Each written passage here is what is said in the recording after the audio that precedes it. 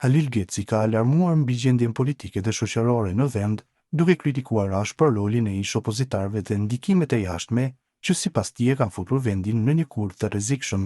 Në reagimin e tij në Facebook, ai paraqit një analizë të ashpër të gabimeve të së kaluarës, pasojave që ato kanë shkaktuar dhe nevojës urgjente për një drejtim të ri politik që t'i rikthejë besimin qytetarëve për të cilë vota sot. Kosova në kurth, nga tradhtia politike dhe ndikimet e huaja.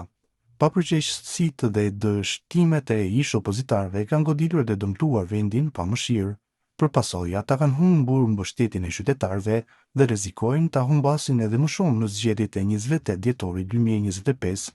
Besoj fuqishëm se populli me votën e tij do t'i ndëshkojë këto praktika të vjetra politike dhe do t'i dërgojë në pension ata që kanë kontribuar në bllokimin, stagnimin dhe dobësimin e vendit.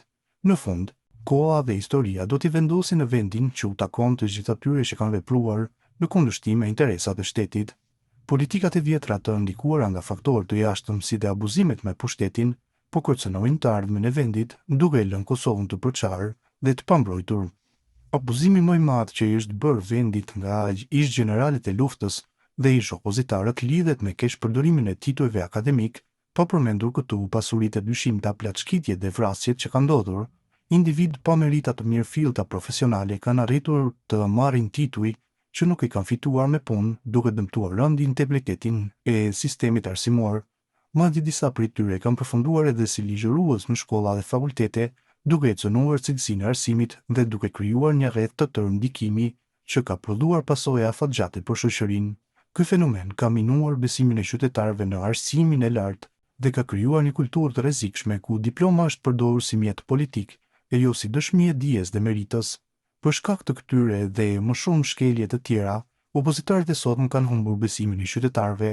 Alternativa e vetme që mund t'i rikthejë shpresën e humbur këtij populli është koalicioni guxo, vetëvendosje dhe PSHDK-ja dhe alternativa.